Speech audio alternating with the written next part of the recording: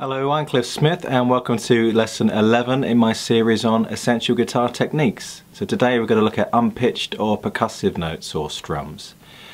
So these would be written as an X in tab, and you may have seen them. So I'm going to show you just how to do it on a single note first and then on a chord. So we're going to play G on the 3rd fret of the E string, 3rd finger, 3rd fret of the E string. That's a G note. Now if I wanted to play an unpitched percussive note there, what I would do, I would take the pressure off of that string but not actually lift my finger off. So I'm still in contact with the string but I'm no longer pressing it down. Then I'll get this sound. If I pick that string,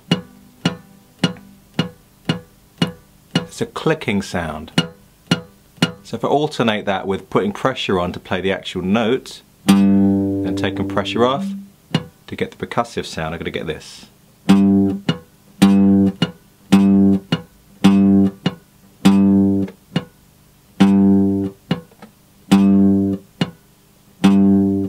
If I lift my finger off totally, I'm going to get this, open string. If I lift it off too much, I'm going to get this.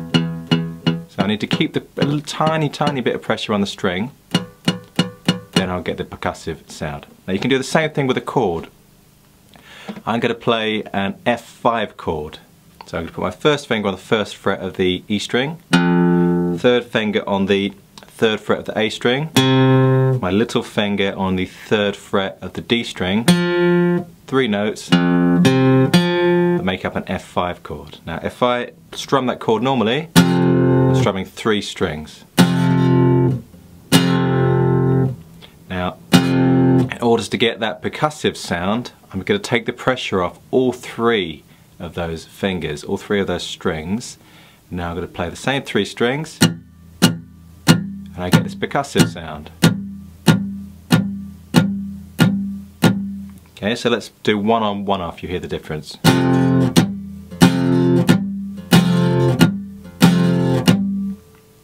Okay, now the percussive sound is really useful, it's used a lot. For example,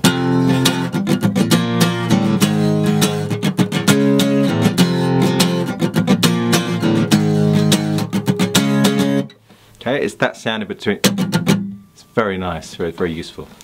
So what we're going to do, we're going to practice that on the F5 chord. We're going to do 4 normal strums and then take the pressure off.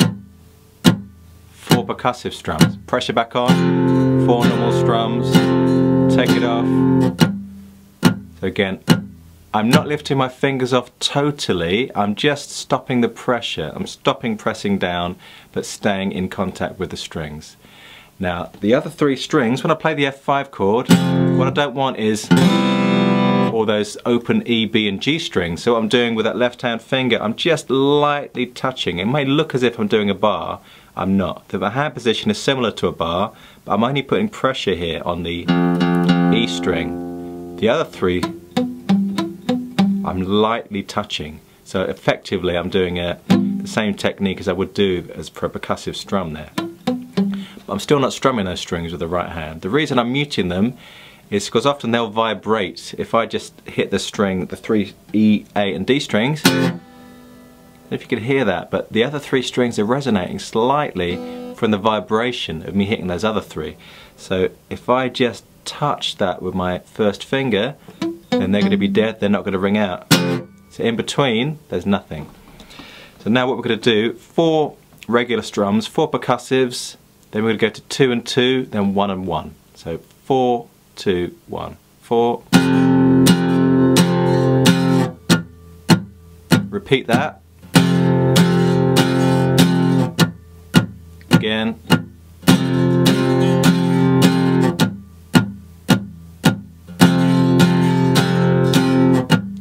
Twos now.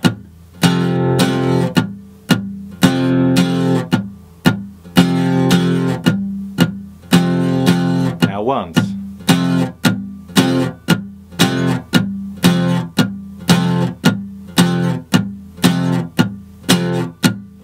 Thanks very much for watching. I hope you enjoyed this free video. There is some tab for this lesson on my website, and please don't forget to subscribe to my YouTube channel and like my Facebook page, and you'll find links to all of those things in the description to this video.